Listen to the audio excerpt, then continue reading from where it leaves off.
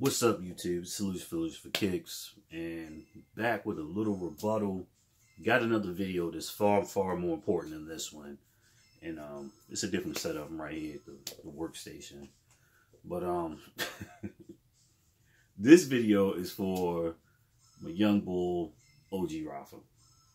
He made a rant video about LeBron is better than MJ.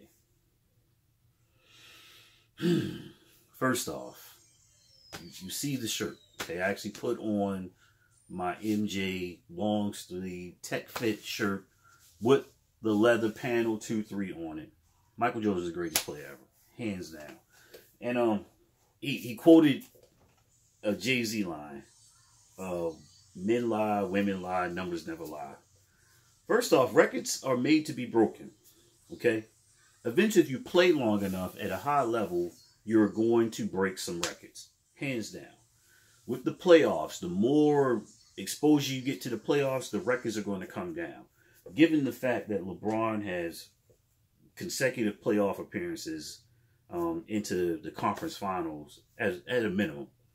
All right, not counting how many times he got bounced from the conference finals or another part I'm going to get into. You're going to get a chance to accumulate some stats that's going to allow you to break some records. That's just the way it is. You're talking about two different eras, by the way, as well. So the retort has always been, if LeBron played in the mid-'80s, mid-'90s, would he be able to do what he's doing right now? Because I was alive for that era. A very young man, young boy, in the 80s. I remember, by the way, I actually had a pair of Chicago 1s. Those were my first pair of Jordans my dad bought me, which eventually I'm going to buy again. But I got a chance to see him play while I was young enough, well, old enough to understand what was going on. The NBA was very, very physical back then. You earned your points driving. That little swat on the arm and stuff, and the flopping and everything. That was not sliding in the NBA. Pardon me. Excuse me. But the rules were different. They were more relaxed. Yeah. LeBron would not be getting the triple-double back then. LeBron would be a very, very good player, but not at the level that he's playing it now with the current rules and culture, which is a key point of this culture of the NBA. So, no, not with the physicality of it, him complaining about being brushed as he drives to the hole. But I'm not going to take anything away from the man. He is currently playing the greatest player, playing currently, not ever.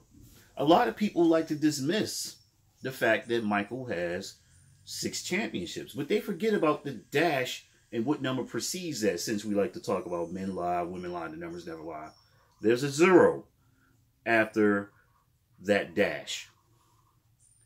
Basically what I'm saying, when Mike made it to the finals, he won the finals. So a lot of people like to pull in about his competition during the finals. First off, to make it out the Eastern Conference was incredible in itself, because you're talking about very, very powerful Knicks teams. Even the Pacers with Reggie Miller at times. A very competitive Cavs teams early on, which Mike just gave them bad memories all the time. Craig Elo. The Pistons, who Mike had to basically grow with his with his championship teams that he was winning with. He had to grow with those guys to beat the Pistons. Detroit, they were only guys that were stopping the Lakers. All right? So people like to say it was a very weak Sonics team. You know, he played against the Jazz. Things like that. He had nothing to do with who was making it into the Western Conference. All right? But LeBron plays, into this season, plays in a very, very weak Eastern Conference, to the fact that we used to call it the Leastern Conference. The media called it the Leastern Conference. It was either the Heat when he jumped teams, and that's another factor. When he jumped teams, to play with Ray Allen and Dwayne Wade and Bosh. All right. There was nobody really challenging those guys, really. Okay? To say, hey, we're going to push you to make it to the finals. I mean, by the time Mike got to the finals, he had been beaten on, all right, by the Knicks and the Pistons and to the Pacers to an extent, or even the Magic. Okay? If Mike did not retire, he would have at least 8 rings. We know that. It just shapes up that way. But the fact that LeBron has those numbers, that he has no choice. Okay? You look at his supporting cast. He has no choice. When he was with Wade and Bosh and Allen, the ball was moving around far more to get into other scorers' hands. He has a bunch of kind of sort of reliable role players that he has to hope that they have a good night. Okay, that triple-double is out of necessity. Trust me. Look at Westbrook. All right? That's out of greed on his part and necessity. If LeBron doesn't get those numbers, they don't win. Okay? So what's probably going to happen is, which is leading into something that I told Rafa, that once he gets to the finals and he matches up, hopefully with the Warriors, it looks like it's going to be the Warriors. I don't see Houston beating the Warriors. I see them pushing them a little bit, but I say at max 5 games. Well, excuse me, yeah, 5 games. They maybe 6. They get the Rockets out of there, and they play up against the Cavs. I don't see anybody challenging the Cavs to get into the finals. It'd be a flat-out miracle, because these guys just aren't there yet. But to show you my faith in Michael Jordan's legacy, I bet him something. All right? And it's hilarious that I did that. I dug into my shoe collection, and I said, you know something? Since he's so passionate about LeBron James, and he talks about him all the time and everything, and, you know, I get it. Rafa, did you do it for the views, or did you do it because you truly believe in your guy? Okay? I think it's half. It is nothing wrong with that. All right, this is all for comic value and competition. You know I am. You know I am. The big homie is going to look out for you. All right? This is purely... People reading the comments, he and I aren't beefing anything like this. It's just a friendly debate. Okay? That's my guy. Rafa's my dude. Okay? But I got something for you. If your man does his part. Okay? Which I don't believe he will. So right here, we have a pair of LeBrons. All right? And I own 4 pair of LeBrons. Okay? I could have given you a pair that you might find in Ross, but I'm not going to do you like that. I actually like working out in those. All right? I would never work out in my Jordans. But I'll work out on some LeBron Soldier 9s. But these aren't Soldier 9s. These are 13s. All right? And I know you know your LeBrons. And you're probably saying, gee, won't you offer me another pair? No. You're going to get these, guy, if your man handles his part. And I told you these were virtually dead stock. And I got these, actually, well, you probably want to see both shoes. Let me pick them out. I got these kind of as a steal. These were, if you look at my videos, you can go back. I did like a playoff purchase. I bought some KDs. And I bought some LeBrons that day for the low. I think I wound up paying about $130 for both pair with my discounts I got on these. And these retail at $160. All right.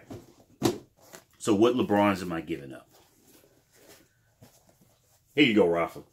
These could be yours. You know we pretty much wear the same shoe size. These are 9.5s. I'm not sure which ones you wear in LeBrons, but I know we're like 9s. All right, we wear 9s in most shoes. Okay, these are 9.5s. They're kind of dope, you know.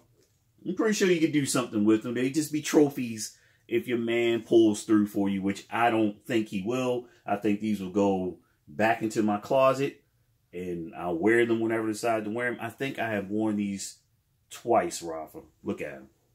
All right. You clean up the soles. These will look straight up dead stock, young scrap. All right. I think I've worn these twice.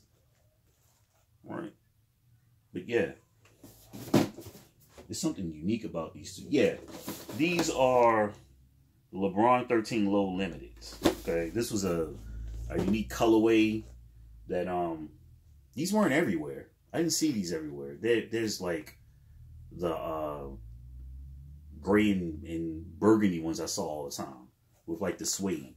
But yeah, these could be yours, Rafa. All right, these could be yours. Like, I should throw up some Soldier 9s for you. The raw specials and tell you rock with them. But yeah, these could be, this is what we're betting on right here. All right, so hopefully your man handles his business and you get these kicks valued at $160. You can resell them, you know, you do that stuff, or you just keep them and you do a video saying, you know, I got these from my man, my big homie, The Solution. I beat him. LeBron won. But I really think that these will be going right back into this closet over here because these aren't worthy of my shelf. So these goes in the closet over here. Yeah. But that's that. MJ's the greatest, man. He's the greatest. All right. He is the GOAT. A lot of you don't even know where the term the GOAT came from, who coined it. Shout out to LL Cool J. He made the GOAT mainstream, the greatest of all time. He came up with that. But those are for you to win. I didn't say you give me something because I really believe that Durant, Green, Clay, and Curry will do their part to bring home another championship to Golden State. I told y'all, I only watched the finals. I watched the finals, and that's it, because the NBA has a lot of peculiarities that I'm like, something's up. 2016 season. Trust me. Everybody looks at that season like, yeah, y'all kind of spilled the beans on that one. But I'm out of here. Remember, it's not about how much you paid for the sneakers. Why'd you pay that much? Boom.